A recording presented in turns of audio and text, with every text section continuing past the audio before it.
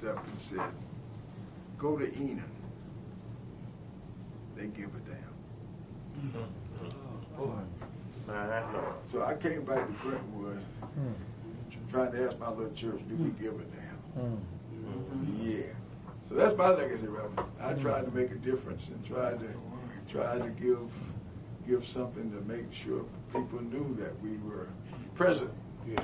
And my argument was, would our church, if it closed today, would it make a difference? Would it make a difference? Would anybody miss us? Yes. Yeah. Yes. Yes, sir. Now that's the church. What about the fellowship? How? What now? And we're now into our transition, y'all. He just brought us into it because that's where each of you, you've got a part to play in this part of the conversation. We thank each of you for coming, but remember you're gonna get excited, so don't leave out your name because we need to know. But Dr. Ratliff, one final question, unless you have others that you want to just ask us or want to bring up that we missed in asking you. What can be achieved in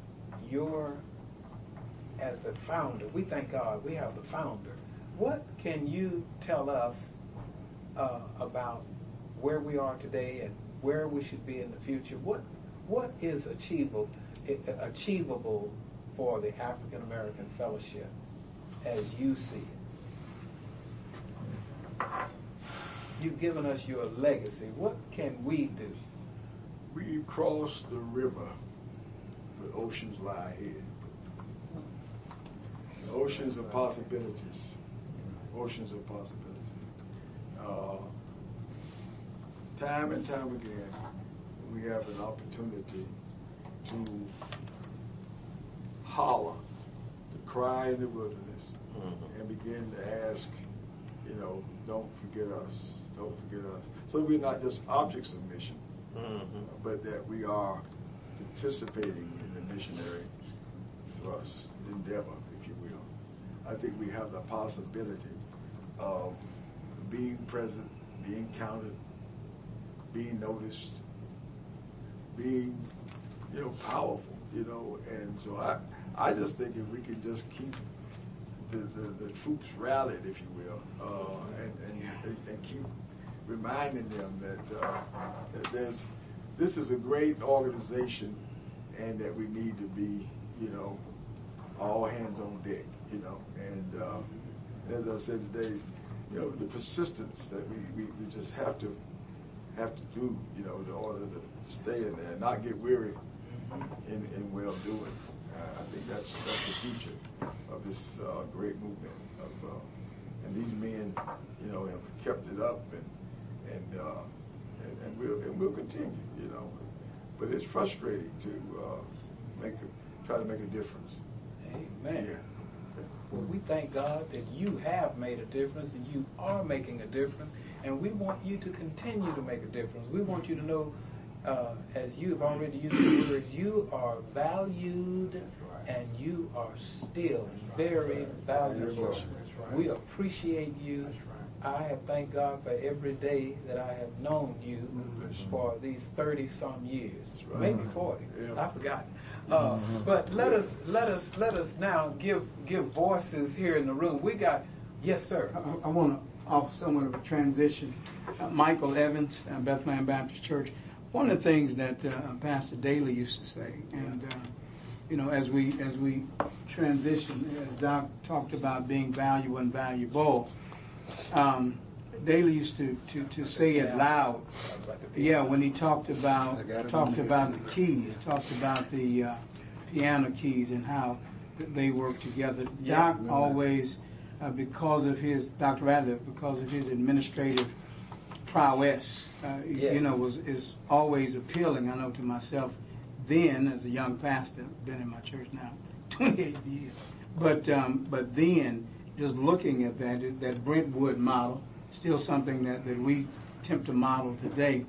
But, and along with that, though, Doc always had a good line, and Pastor Daly, where we weren't here for a hand out.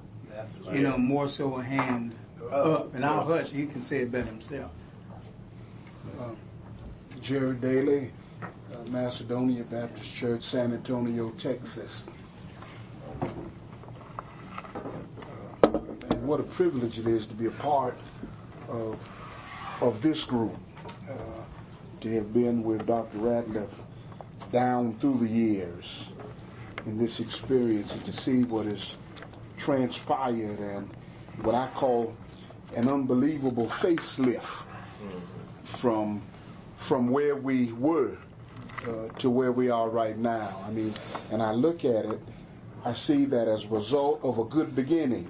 That was not easy, because number one, they did not really want us in as full partners, and then we were also spurned by those of us who would consider us being a part of it as a sellout. So you had struggles from without and from within. But when I look at it right now and I see from a good beginning that we've had 2 black presidents, not just of the fellowship, 2 black presidents of Texas Baptist. We've had 2 black chairpersons of the executive board. Amen. I was privileged to be, before Dr. Wade made the shift in the executive board, they had the administrative committee. I was the first black on the administrative committee, and then who was it with me out of Fort Worth? Had a nursing home. Oh, yeah.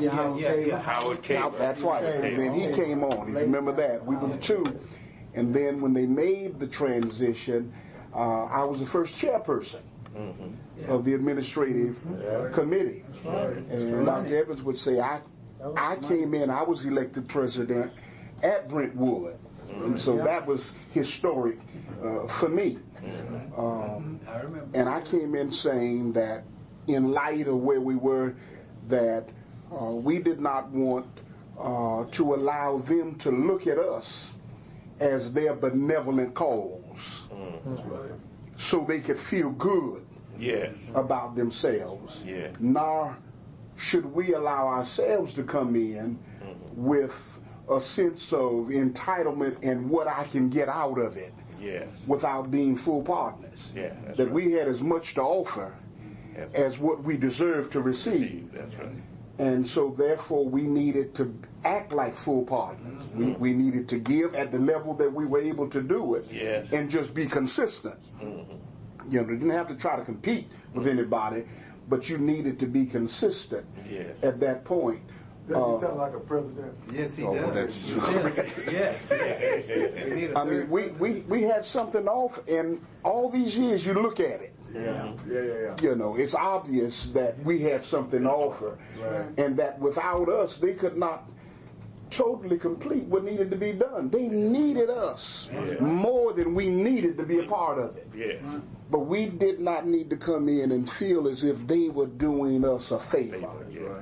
That we were full partners. Late William Augustus Jones, Bill Jones, said he did not, when you're talking about legacy, he did not want it said of his ministry, after all the years of serving and operating in deep water, he didn't want to come to the end of his ministry and drown in shallow water.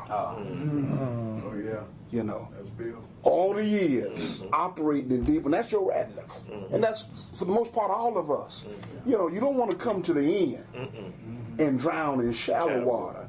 And so to be able to see this thing go bigger and better because of the faces that are giving leadership, man, I delight in what I see God doing. You know, but nobody gave it to us. You know, we earned it, and it ought to be big. It ought to be better because we're there. You're right. And I'm grateful to be a part of this. And in the same light, I served as the first black moderator of San Antonio Baptist Association. And so it's been a struggle. But it's been a good struggle. We've all had to say we're doing a good work, and we can't come down. And that's what has happened, Roy. I mean, Jim Coe, Mike Evans, Roy Cotton, and God